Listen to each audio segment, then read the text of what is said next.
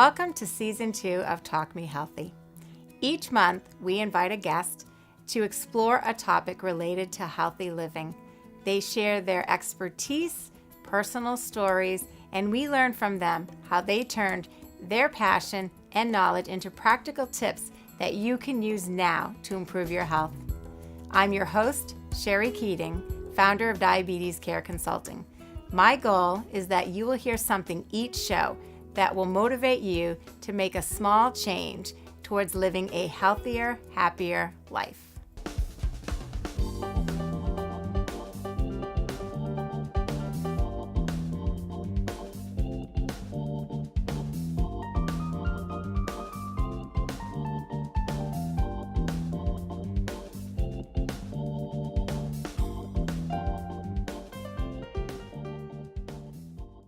Hello and welcome to Talk Me Healthy. My name is Sherry Keating and I'm your host. In today's show, we are going to inspire and educate you. We're going to be talking about a rare genetic eye disorder called Retinitis Pigmentosa. And it affects about 4,000 people. And I have a guest here who unfortunately has this condition, but she has taken her diagnosis and her life changes and is helping people that have vision impairments and those that don't, to teach them how to help people with vision impairments. So I'm so excited to welcome her. Her name is Attorney Liz Myska. And thank you, Liz, for coming on the show and sharing your personal story and, inspiring other people. Because when I read your story, I was like, wow, this is incredible woman. And so I'm excited for the viewers to hear your story and to see what you've done with this diagnosis and how your life has changed for the better. Well, thank you, Sherry, for the opportunity because being a lawyer, I love to talk and I feel I have something to offer and I feel I have something that can make a difference in other people's lives, whether they're sighted or VIPs, visually impaired people like myself. Mm-hmm. So you're a lawyer. I am. And so this disease, this disease is normally, as I was reading from the information that you sent me, it's normally a disease of childhood. Exactly. Again, when I was diagnosed 2005, I had never heard of retinitis pigmentosa, RP. And I thought, this couldn't possibly be happening to me. Because usually RP is hereditary, so that usually there is a family member, whether it's a sibling or a parent or a grandparent or an aunt and uncle that has it. And in my case, it's atypical, and it's adult onset. Okay. And again, it impacted me when you mentioned me being a lawyer. My practice at the time was real estate driven. In other words, I was a real estate attorney, conveyancing attorney. I would represent buyers and sellers and lenders in residential transactions. But most of my practice depended upon me driving a car. So when I was diagnosed in 2005, I thought, my heart stopped. How am I going to make a living if I can't drive a car? I wasn't deemed legally blind in 2005. It wasn't until 2008 that I was deemed legally blind. So you're going to ask me, did I continue to drive a car? Yes, I did. I wasn't going to ask you, but I did. But I definitely curtailed my driving because it was becoming more and more obvious to me that I couldn't see. And when I say I couldn't see, RP has to do with your side or your peripheral vision as opposed to your central vision. So again, when you're driving a car, you're looking forward, but you also need to have, full view so that you can see. If you're stopped at a crosswalk, you can see someone start across before they get in front of your car. And it was becoming such that I couldn't. My visual field was that narrow that I couldn't see it. Wow. So I would only drive. And again, I had a driver's license and I was not, I was not breaking the law because I was not legally blind or blind. I only drove under perfect conditions, which was never when children would be, in a crosswalk. I would only really drive in the country and only during daylight because RP also has to do with your light-dark sensitivity. And it first manifested itself with night blindness. I was driving, and I remember this vividly. So if you'll indulge me, it was January, and I had to go up to Fitchburg, to the courthouse in Fitchburg, and then I was driving during the day, and then I drove through Barrie out to Ware, Massachusetts. But in the wintertime, the sun sets at 4 o'clock in the afternoon, and I thought, oh, I'm just going to wend my way. I'm not going to take a highway. So I was out in Barrie, and it got dark, and I couldn't see the road. and fortunately, there was a car in front of me that I was following its taillights, but then he turned off. So I could feel my heart pumping, like, oh no, I know. And I was meeting another lawyer out in Ware. We were seeing clients together, and then we were going to have dinner, and then I was going to come back. And I asked her if I could follow her car back to the turnpike, because driving on the turnpike was easy, because again, it was all straight and it was well lit. Right. But driving those side roads, and that was the first time it hit me that, Liz, you have an issue here.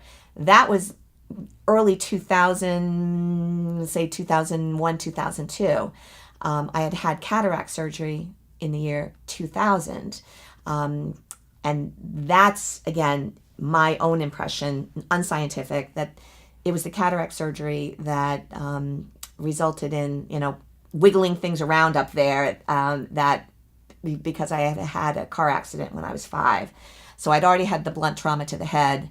And then when I had the cataract surgery, I think it exacerbated and it accelerated the deterioration of the rods and the cones. And so this disease, so what it is essentially is, from what I've read, is that it has to do with those rods and cones, which are photoreceptor cells in the eye, and the cells are actually destroyed. They burn out like little batteries. And so it's a genetic, and they don't know the reason?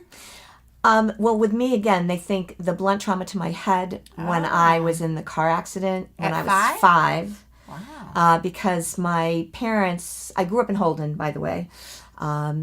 My parents took me to an optometrist because I was about to start school after the car accident, and he told them, my parents, that I would have vision issues. And again, they didn't really manifest themselves until I had the cataract surgery. Now, thinking back, when I was a child, when I went to school, I automatically got glasses, and I considered glasses. And if you're wearing glasses, Sherry, I apologize, but I considered I consideder glasses, a conspiracy to make me ugly. I was just like, I am not going to wear these things. Liz. You're welcome. You're welcome.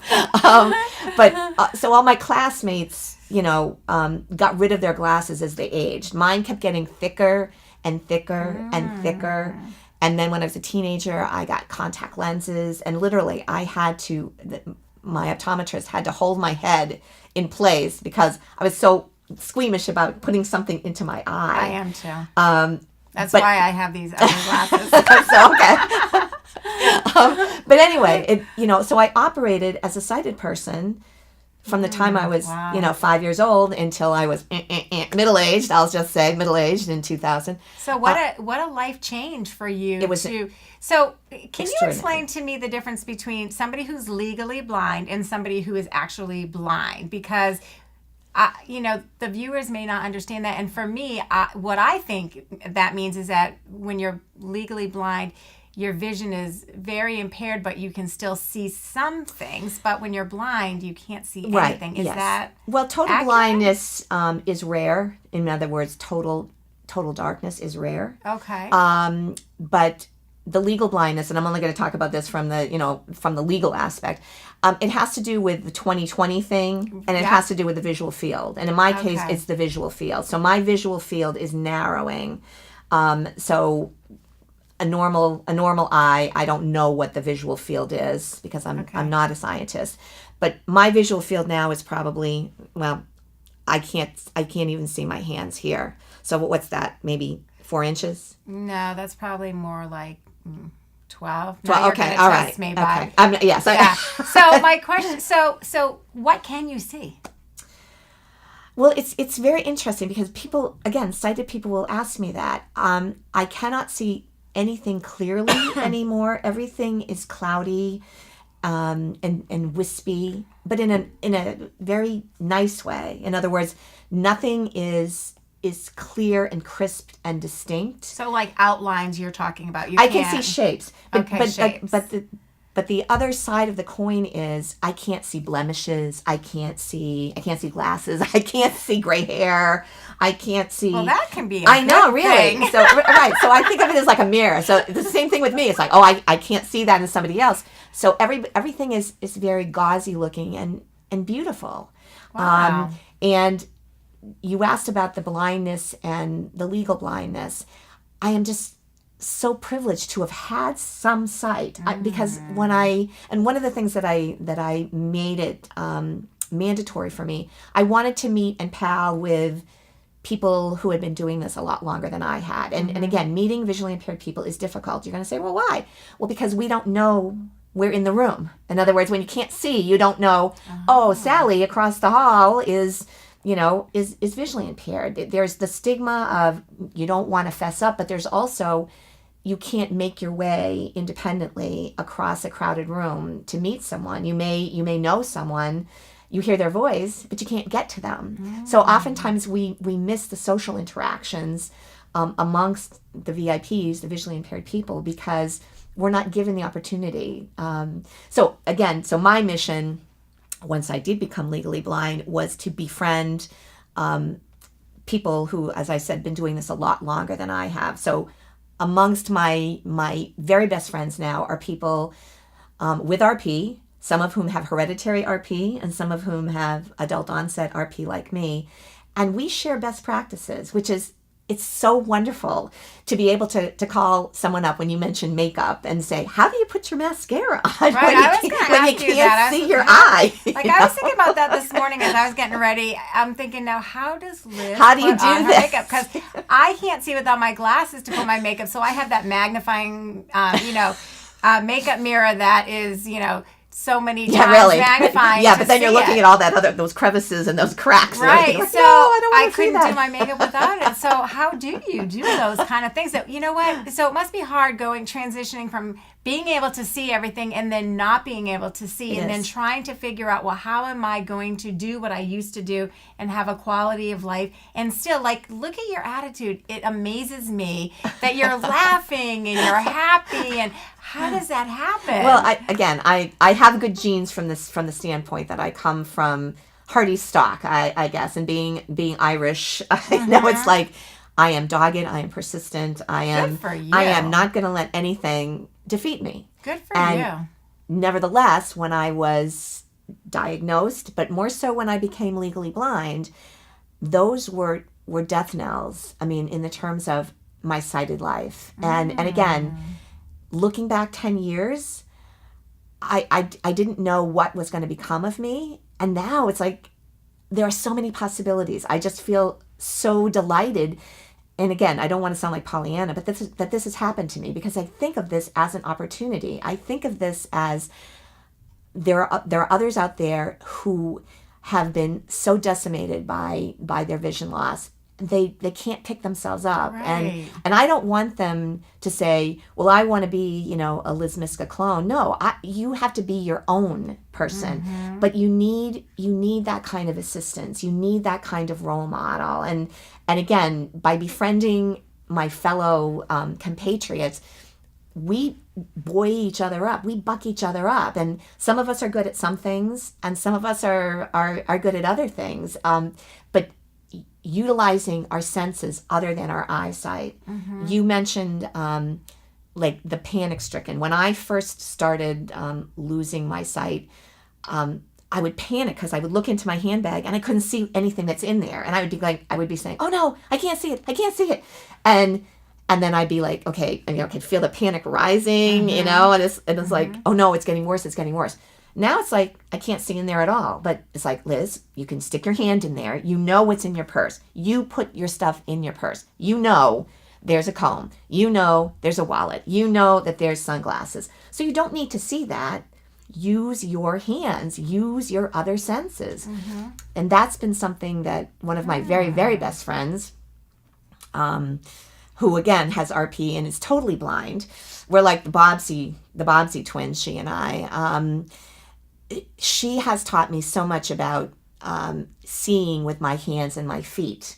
So in other words, using your hands to explore a surface or explore explore food, so that and not having somebody say it's a because again, I think sighted people, they want to jump in, they want to help, but they kind of cut you off at the knees because they're panic stricken for you too. And usually family members are worse because they remember you as sighted and they're saying, oh my gosh, Liz can't do what she used to do. And that makes you feel badly about yourself, and that makes you say, I'm not going to put myself in that position. I'm not going to expose myself to that kind of criticism and self-critique. So as a result, again, many visually impaired people isolate themselves and to their detriment, because then depression sets in, then obesity sets in, and then all the other, adverse health factors kick in. So in befriending my fellow VIPs and seeing what their lives were like, and some were very active, but some were not. And some were lamenting the loss. And again, it's very real. Right, so you have to go through the stages anyways. It's just like losing somebody that you love. You've lost your previous life. So now you need to go through that process in order to accept and move forward. But people treat you differently too. I mean, it's not, and I know from when I started learning how to use the cane, I was very self-conscious. I did not want to be seen in public with the white cane because I knew, or I thought I knew, as a sighted person, when I was a sighted person, that means you're blind. And again, all those preconceived notions of what blindness is. And again, my preconceived notions was if you're blind, you see nothing. That you can do nothing, that you're going to be pitied, and you are going to be parodied, and you are going to sit in the corner and be a complainer. And I thought, well, this is not me. And so again, I wanted to seek something more positive, and that's why after I completed it's called orientation and mobility, O&M training, where you learn how to use the white cane. Again, who knew? I didn't know that you had to be taught by somebody, an instructor. And who taught you? Is there an organization that... Well, interesting, and again, I didn't know any of the players, and I didn't know any of the organizations, so I'm just going to deviate for a second. Okay. Being a lawyer, people think, well, lawyers know it all. No, we don't know it all, but we know where to find answers. We're really good at research.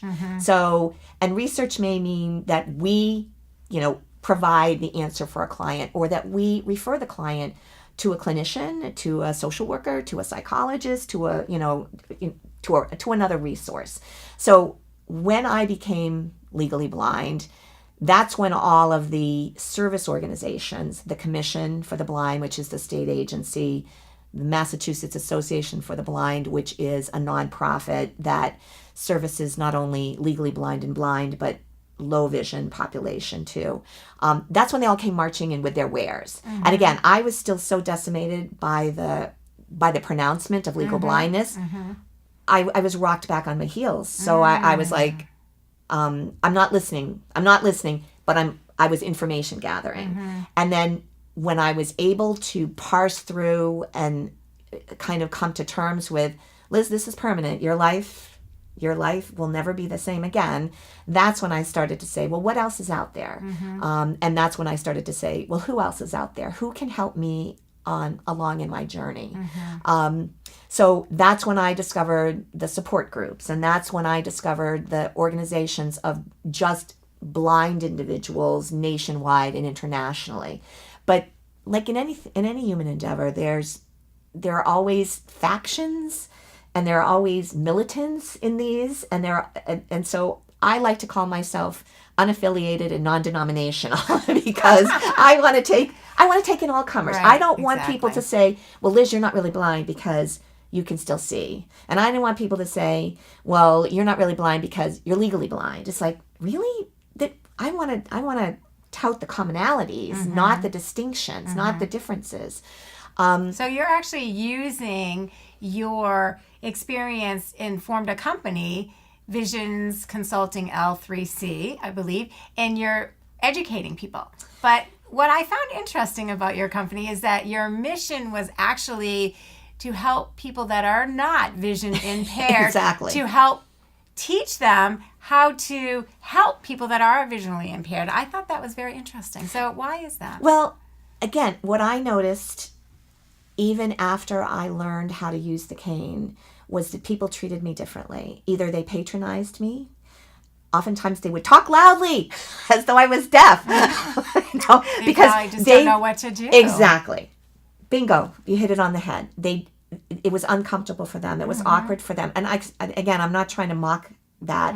I understood that because I harkened back to when I was sighted and what I would have done to try to help a blind person. I would have rushed up and again, seize them, put my hands on them and say, how can I help you?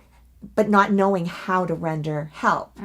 And so in thinking through after, after again, feeling that I had, gotten my feet wet with learning the skills, the blind skills and befriending other blind people, I said, now I want to turn the tables and I want to teach the sighted how they can help. And in some instances, assistance is appropriate, and some instances it's not. So a lot of times it's language. For instance, as an example, I will be standing at an intersection in downtown Worcester where I live, and I can still see at a cross signal, I can still see the red hand of the little white man, to signal that, whether or not it's an audible signal. But inevitably, I'll be standing there, and either a driver will come along and honk the horn as though to tell me, go, or somebody will roll down the window and say, it's okay to cross, even though it's like, no, it's not, or somebody will come zipping up behind me. And all of a sudden, I am being, escorted, so to speak, across the street without anyone asking my permission. That must be scary. It is very scary. And I find,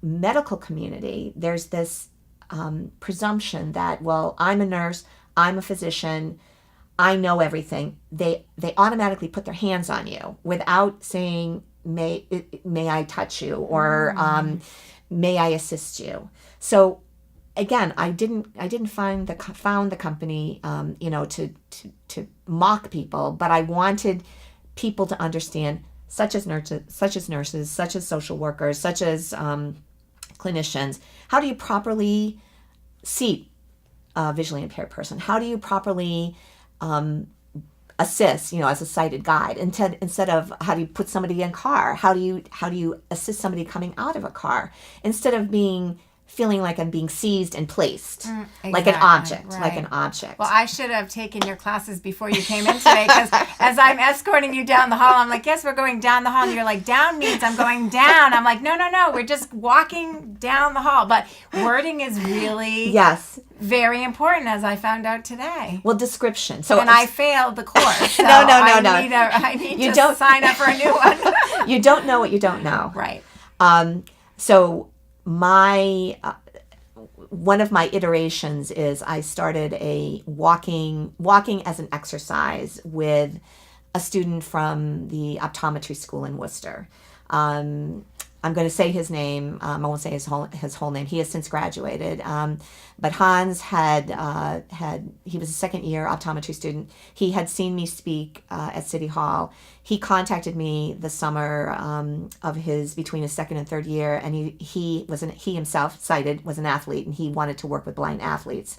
And I said, well, Hans, there's not a lot of blind athletes, but there's a lot of blind ordinary. So let's devise an activity that everyone can do. Because another thing that I had noticed was there are a handful of blind elite who have, who are extraordinary, who have climbed Mount Everest, who have competed in the Paralympics.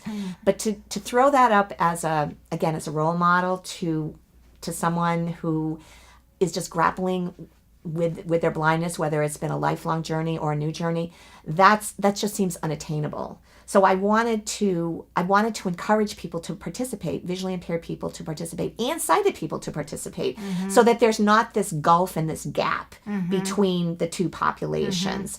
And so as a result of Hans and his fellow students, and also me, luring mostly my friends, but ultimately strangers, to learn sighted guide techniques, I was also teaching social skills, relationship building, so that, again, someone in the public, when they're going to the theater, might see a person with a white cane and come up and say, do you need assistance? And actually be able to render assistance, as opposed to the push me, pull you, plop you down, using verbiage, such as clock face. We are going, as we're going straight, we're going like 12 o'clock. 12 o'clock, yes. We're going to the right, we're going to 3 o'clock.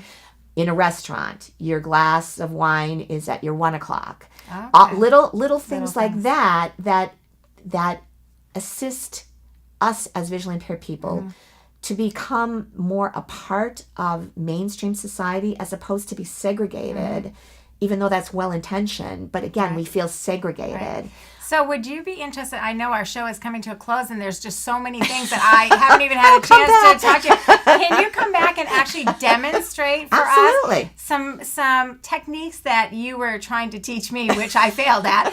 So some techniques that will help people to help visually impaired people. I think that would be wonderful if we actually had a time where you could actually demonstrate and show us the 12 o'clock, 1 o'clock, and just different words and how we need to help you walk and get into, those kind of simple things that will make your life easier, and that you won't feel like we're just taking over and we're treating you the way you deserve to be treated. Absolutely. So I would love that. So we're definitely going to have you back, because our 30 minutes just flew by. I know, really. And I have a list of questions this long and I didn't get a chance to ask, but you know what? I love the fact that you shared your story and what you've had to go through. And I love the fact that you are so positive and what you're doing to help other people understand both being visually impaired as well as helping those to understand how to care for or how to help people that are visually impaired. So we're all in this together. I love it. It's one. You have been such an inspiration. Thank you. And I'm sure the viewers as well. In our last couple minutes, what about how can somebody reach you for you to provide this education, and any resources that you would recommend that if people do have any vision problems, first of all, they need to go to their doctor and they need to have a dilated eye exam and really get on top of this quickly. And that goes for any eye condition. Absolutely. Whether it's any abnormality in vision should be checked right away. Absolutely. And then once that happens and they get diagnosed and say they do have RP, where can they turn in terms of assistance? Well, again, I don't want to sound like I'm hogging things, but please have people contact me. And your website, we'll put it on the show, right, so that when right. you see the show, viewers, her website information will be there. So you don't have to remember it now, but we'll have it there. Because it's not uncommon for people to call me. Usually it's not the visually impaired person themselves. It's a family member to say, my mom is I know she's losing her vision and, she's despondent. Okay. So you can help I can help and say, okay, think about this, because what happens if you call the commission, they're going to say, well, you need to have a certificate of blindness.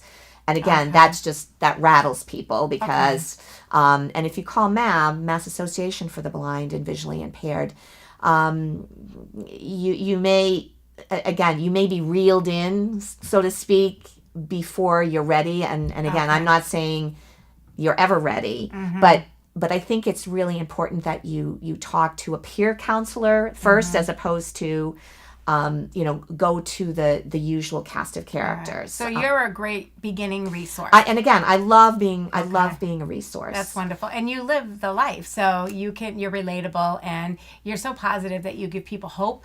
And so I love that. So I just want to thank you so much for taking the time to come here. And I'm totally going to have you back on the show, because I want to learn myself how to help people, and I'm sure there are some viewers out there that also want to learn, so we're definitely going to have you back. So can I say one more thing? Absolutely. Okay, so my walking exercise, which is called Walk Fit, we do it on Saturdays. I think we're going to do it through July. We do it either indoors at St. Vincent's Hospital on a Saturday morning, usually at 10:30, or we do it at Elm Park if the weather is fine. Okay. Now, when I say the weather is fine, because I have VIPs, visually impaired people coming, they need to arrange their transportation the day before Saturday.